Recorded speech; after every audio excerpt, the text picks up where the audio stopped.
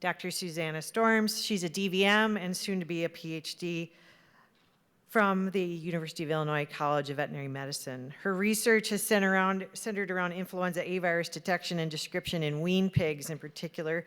She is focused on molecular diagnostic development, whole genome sequencing, and is branching into serological assays, which I asked her about to talk about today about commercial swine. So let's give a round of applause for Dr. Storms and our last presentation.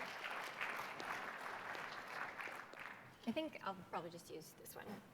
I'll stay here. So, all right, thank you for the introduction. So today I'm going to be talking about helping farms eliminate flu by understanding the serological immune response. And is this my? Yeah, that green is the go. Okay. Okay. So the subtypes, we just heard about H5N1, but the subtypes we typically think about for flu are H1N1, H3N2, and H1N2. So knock on wood, we don't currently have any circulating H5N1 in our swine populations, but hopefully we can use the current serotypes or subtypes to help us understand how to respond if H5N1 were to enter the swine herd. So uncomplicated infections usually result in an illness lasting 5 to 7 or 10 days, and it's characterized by an acute inflammatory response. During infection, infected cells release cytokines and chemokines to trigger an innate immune response, which results in vasodilation, extravasation of effector cells, mainly neutrophils, along with electrolytes, fluids, and plasma proteins. So the fluid and cellular phases of this inflammatory response are followed by a reparative phase. And we'll talk about that more.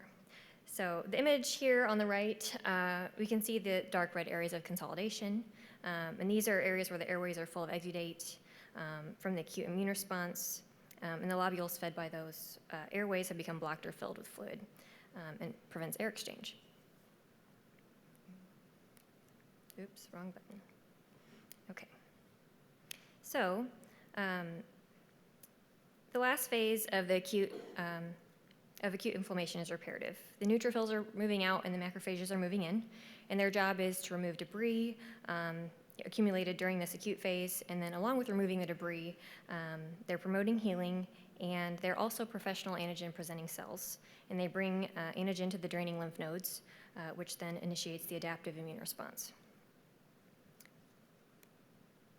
So natural exposure to influenza results in several different outcomes depending on the virulence of the infecting strain and the tissue tropism of that virus.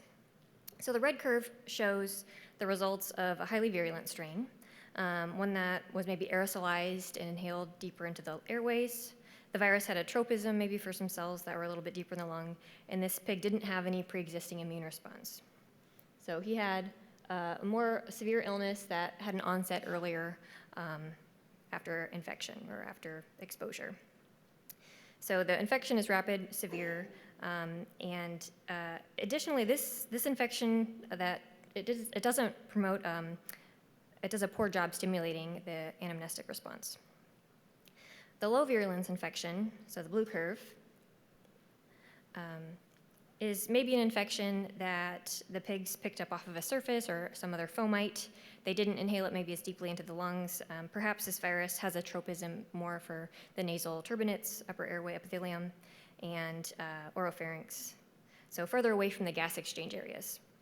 Luckily, this pig also had some antibodies on board, so the virus was bound and fewer virions were able to infect cells.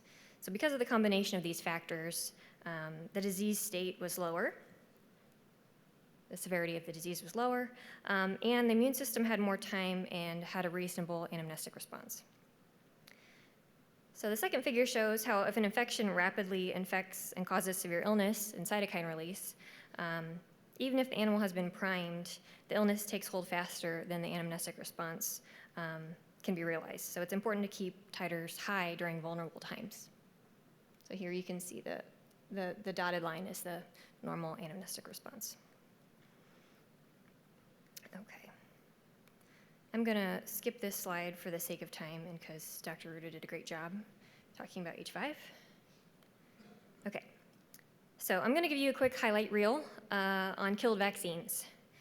So vaccination and natural exposure both trigger immune responses, and they develop antibodies. But the nice thing about vaccines is that they're designed to elicit this response without, the negative acute disease state. Killed vaccines typically elicit a good humoral response, but they lack a robust cell-mediated response, usually. So to remind you, antibodies bind and neutralize virions that are free, so they prevent more cells from becoming infected. However, T cells, part of the cell-mediated response, they kill virally infected cells, and then they inhibit more production of virions. So because of that, killed vaccines, not because of that, but anyway, killed vaccines, they need to be administered 2 to 3 times to elicit measurable serum antibody levels. So if we don't boost them, we can't see a titer. So this just has it shows you have a slight rise, but it goes back down until you have that initial boost. It goes up, and then if you want, it will decay over time, but sometimes you need a third shot as well. And lastly, antibodies produced from killed vaccines, at least for influenza, peak around 2 weeks after you give your boost. So if you want them to go up again, you need to boost again. But we'll talk about the decay rate a little bit pretty soon.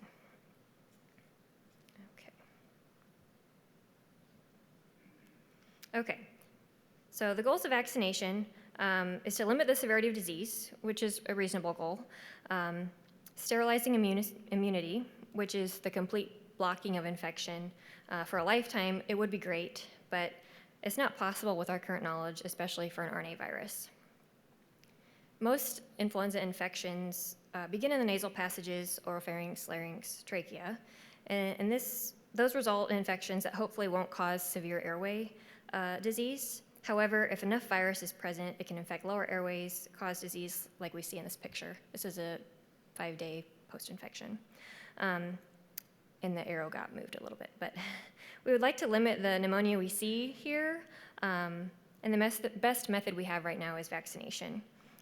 To prevent this acute lung injury, reduce shedding from the upper respiratory tract, and prevent further transmission. And we vaccinate sows for influenza for maybe 2 main reasons, probably lots of other reasons, but we want to reduce the consequences of infection during gestation.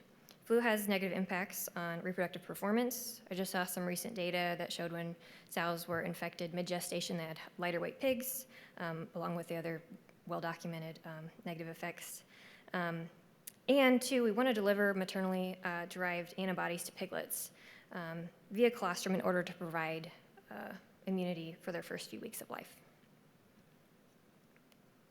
So, it's been determined that maternally derived antibodies for flu have a half-life of around 12 days in piglets. So here's a figure from a study showing the amount of maternally derived antibodies.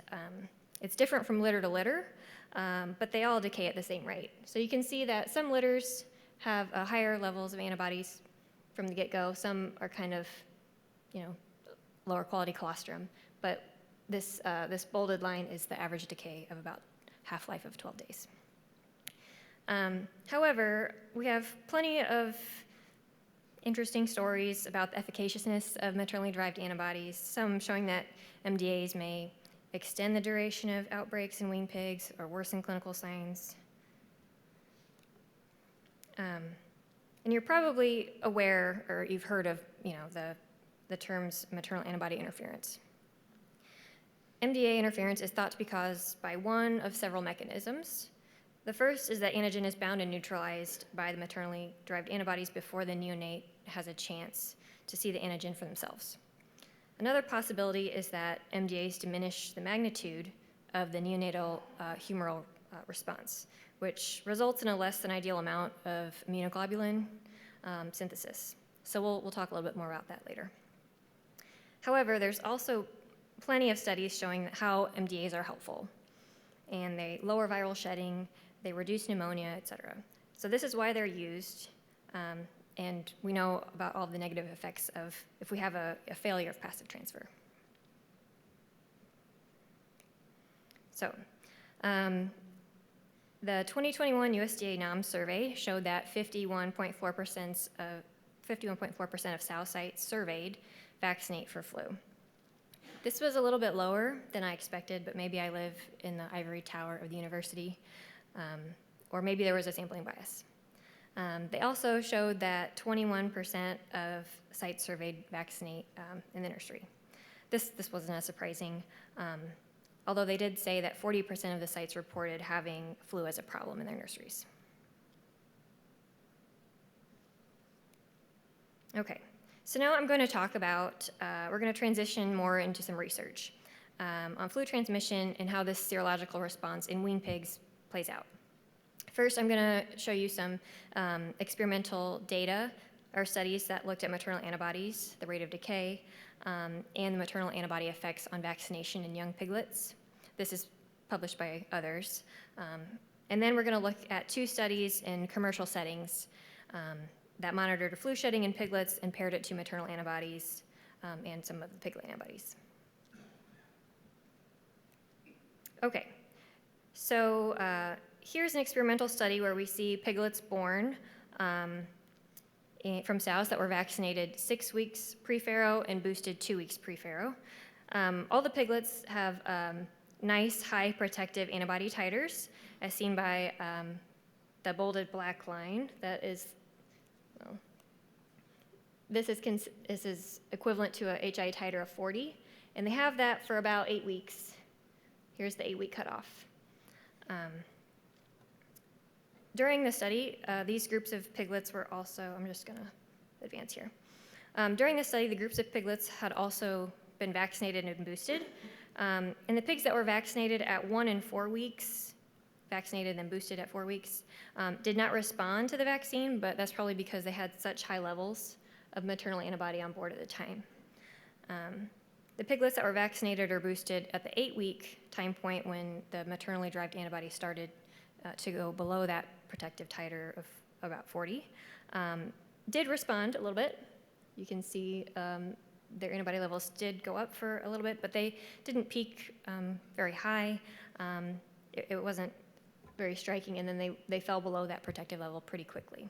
So we did see how these maternally derived antibodies kind of muffled the response to early vaccination. Okay, this picture is from this same study, and this is the group of piglets where the sows were not vaccinated. And we can see that piglets do not have protective levels of antibody at week 1. The different groups were boosted at different time points. And however, across the bottom, we can see the first vaccine, this group right here, they were vaccinated at 1 week and boosted at 4 weeks. And they did peak. They went above the protective level by about 6 weeks of age. And they fall by about to 0 back by about 10 weeks of age. So if you look across the bottom, we can see that, here, I'll just forward a little bit. We can see the piglets who are vaccinated at 1 week and boosted at 8 weeks, peaked 2 weeks after the second vaccine. I think I might even have animations. And it happens, whenever you give that boost, you see the peak about 2 weeks later. And then it takes about 10 to 12 weeks for those antibody titers to fall back to 0. Okay, so to summarize, we saw that high levels of MDA interfere with piglet seroconversion following vaccination. We saw that in the absence of MDA, piglets could mount an immune response following their booster, and they peaked 2 weeks later. And we also saw this steady rate of decay over the course of 10 to 12 weeks. So we established that high MDA will inhibit our effects of vaccination prior to weaning, but now we need to see when the piglets are most likely to shed and what we can do to potentially produce immunity prior to that time. Okay, now I'm going to present some research that was done, published in 2019 from a group right here in Minnesota. So they have 5 batches of weaned pigs in this study originating from the same sow farm. Each cohort has a A and B group. They're placed in the same nursery, just in 2 different rooms. There's 30 pigs in each that they sampled. So the The 30 pigs were all sampled weekly with nasal swabs to test, and they tested for flu shedding. They also were sampled for antibodies at 3 time points to check for titers. So to orient yourself to this figure, the percentage is this y-axis over here. The blue line on each graph is the percentage of piglets that were shedding each week. The black boxes are the percent of piglets in the cohort that had an HI titer of 40 or above, which is considered protective. And then the red dots are the results of the IDEXX ELISA NP test.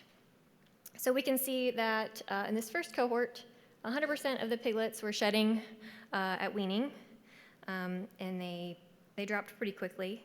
But we can see that they had 100% shedding, and they had almost no serum antibody levels. A low percentage of them had protective levels. So let's move to cohort 2. Okay, so here's the same cohort 1, here's cohort 2. So we can see that cohorts 2A and 2B look pretty similar to the first group, but now we can compare this second wave of infection, where 75% of the piglets were reinfected. But we can also see that at the 7 weeks post-weaning time point, they look to have produced a measurable HI response and an ELISA response. The red dot went up a little bit. After cohort 2, though, the sow farm decided to start a vaccine program that lasted 8 weeks, and they vaccinated their sows with 2 different commercial vaccines. So here, cohort 3 was weaned in the midst of this vaccination program at the sow farm. We can see they have pretty high levels of maternal antibodies. So the sow vaccination did provide high levels of protective antibodies. But we can also see that in room 1, over 50% of the piglets were shedding at the time of weaning. And I think that's an overwhelming amount of antigen to neutralize even for the best antibody titer. If you were talking to someone, or every person in this room, if half of the people in this room had flu, even if you had your booster just recently, you'd probably get overwhelmed. We can also see that the antibodies did delay the peak shedding for about a week in both rooms. And as they declined or decayed, we did have a reinfection event in both rooms. So, yeah. Interestingly, we do see these, I haven't pointed this out yet, but these ELISA tests were they didn't really correlate very well with hemagglutinin inhibition assays. So I'm not sure exactly what to make of that, but it is probably not the best indicator of specific homologous protection, but it's a good indicator of there's been some exposure. Okay, now let's move on to cohort 4. These were from the sows that had undergone the vaccination program, had finished the vaccination program from the 2 different commercial vaccines. We can see they have very similar HI titers at weaning, so that's good. And there was no shedding at weaning. So, and the high titers throughout the nursery period kept the shedding pretty low.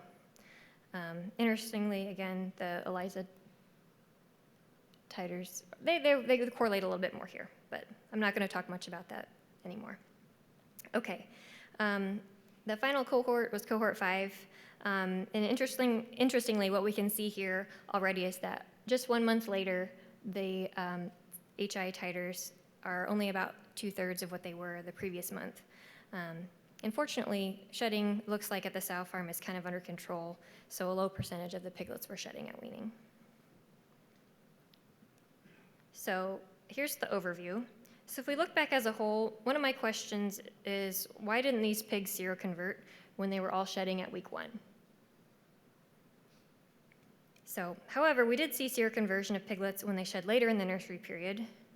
Here, they shed later, we can see seroconversion. So it's almost as if they had no memory of the first infection, and it isn't until the second infection that they mount their own immune response. And in cohort 3, these poor things, they had antibodies, but 50% of them were shedding at weaning. We talked about that. But overall, I think this was a nice example of how this sow farm was able to kind of rein in their flu outbreak and nearly eliminate flu in the nurseries. This is a figure from a different publication, and it shows the relationship between vaccine coverage in the herd and the R0 value of that particular pathogen. So as a refresher, the R0 value is the basic reproduction number, or how many individuals an infected pig would subsequently infect. They're estimating for every one pig infected and shedding flu, 10 to 12 new pigs would become infected. So we can see here that about close to 90% of the population needs to be vaccinated and seroconvert to have protection. So that can probably help explain why that cohort 3 broke with flu.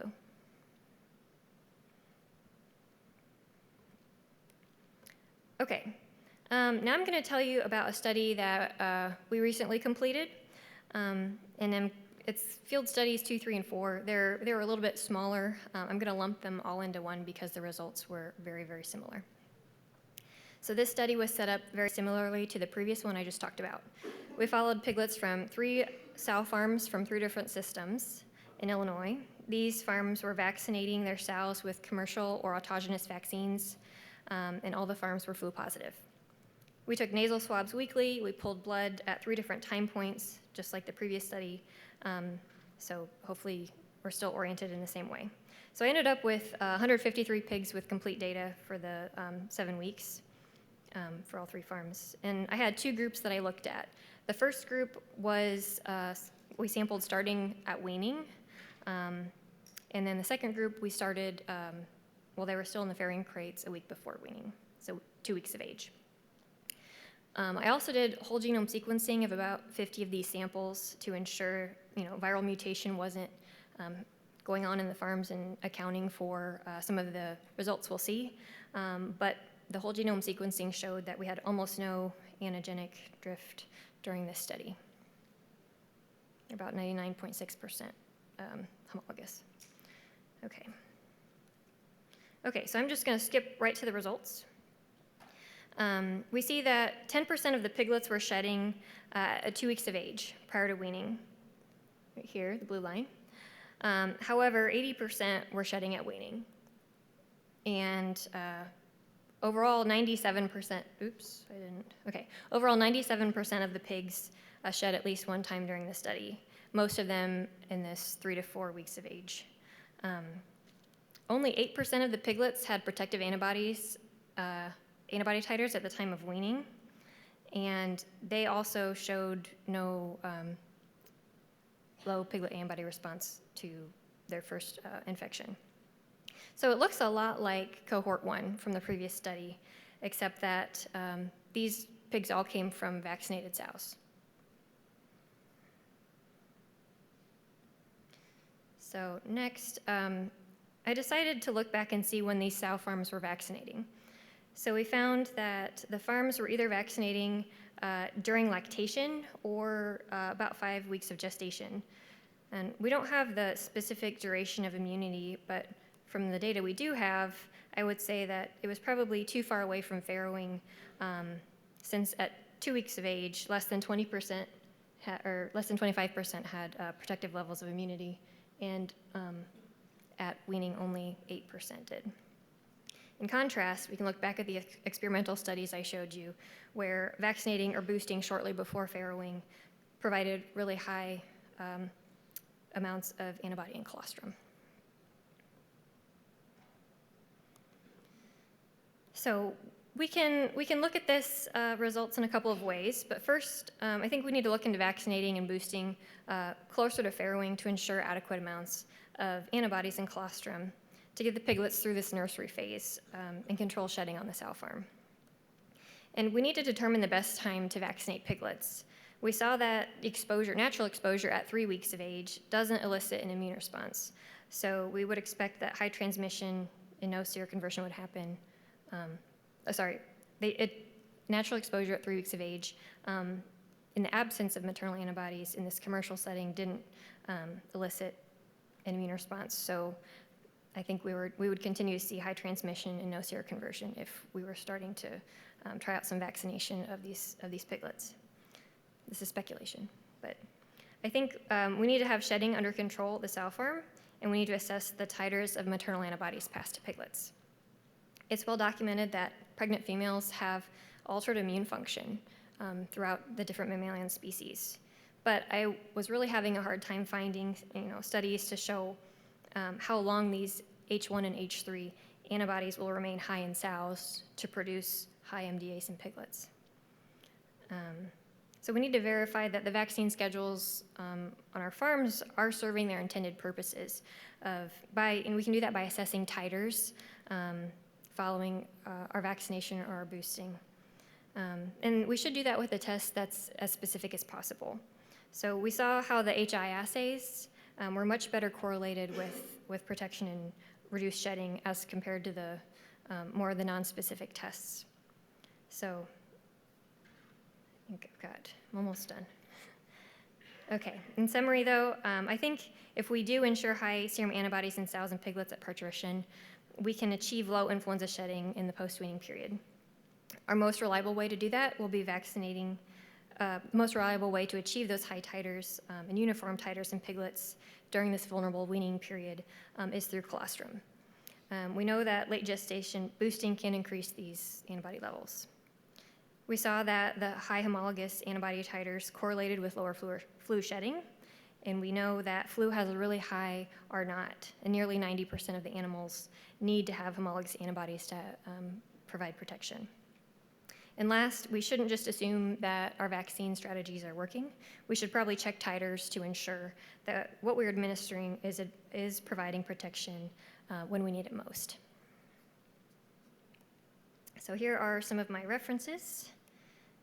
And here's, I want to say thank you to the people at the University of Illinois, Dr. Lowe, my advisor, Dr. Leonardi, Dr. Wong in the VDL, who helps with whole genome sequencing, and then Dr. Varga and Prezioso, who help with stats, and Dr. Culhane, who helps with my maternal antibody interpretation, and Dr. Patnaik here, who did the serum antibody testing, and my funder.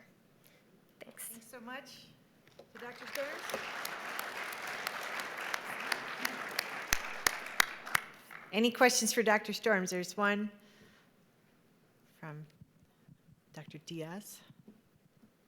Can't see a thing up here. Thanks for your presentation. I just have one question. In the study where you vaccinated the pigs with maternal-derived antibodies, why do you think the level of antibodies was almost identical between birth and the 8 weeks, but after vaccination, the variation between piglets was just so different? What are your thoughts? Looks like the vaccination actually made the antibodies levels differ between pigs. Are you talking, I'll scoot back a few slides? Yes, if you okay. can. I think you're talking about the first experimental study. Yes. Sorry, there's all this animations. So these slides? No, before the vaccinated with maternal antibodies. This one? This one. Okay. That they look almost identical until you vaccinate, but after vaccination is like everybody's different.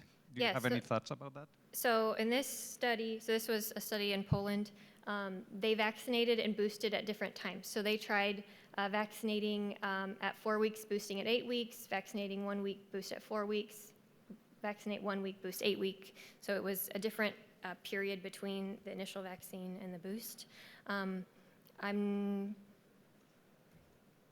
Most of them, the peaks are a little bit different because when they were boosted was at a different time. So if you probably can't see very well, but like the boost was at 10, at 8, or 12 weeks, and then you can see how they boosted, or they peaked at about 10 weeks, 12 weeks, and 14 weeks. So it's still that 2 week after the boost that they're going to peak. Did that answer the question, hopefully? But it doesn't look like the timing between the initial vaccine and the boost made too much of a difference to the peak titer. Hi, good evening. We know that this virus mutates frequently. What is the process to determine the efficiency of this vaccine? I'm sorry, could you repeat that? It's a little quiet. This virus mutates frequently. And what is the process to determine the efficiency of the vaccine, this vaccine? What is When the you process apply, to determine yes. if they've changed and if they match well with the vaccine? So that would happen if you're doing a survey on your farm, you're isolating, if you maybe have an outbreak, or if you're doing routine testing. So they will do a nasal swab, they will do sequencing of that virus, of that flu virus. Well, they'll probably do PCR first to determine it's flu. Then they'll move it into the sequencing pipeline to determine how similar it is to their current autogenous virus. And if it's kind of up to their discretion. If it is X% different, they will update their vaccine with that new strain they isolated from the farm. Is that what you were Yes. asking? Okay, Thank you. yeah. Hi, thank you very much. Very nice presentation. I was just wondering whether there was an adjuvant in the vaccine of these piglets, or whether Sure. there was adjuvant. So I'm not, I'd have to look back at this publication to see what, or if there was an adjuvant. Usually there is, these killed Yeah, well, vaccines are in- adjuvanted because they don't elicit a very good immune response without the adjuvant. Exactly, yeah. In an activated vaccine, it's very important. So, yeah, I suppose that there is, and it's very interesting to know on the future. Which one they used, yeah. All right, let's give Okay. everybody another round of applause for these great talks.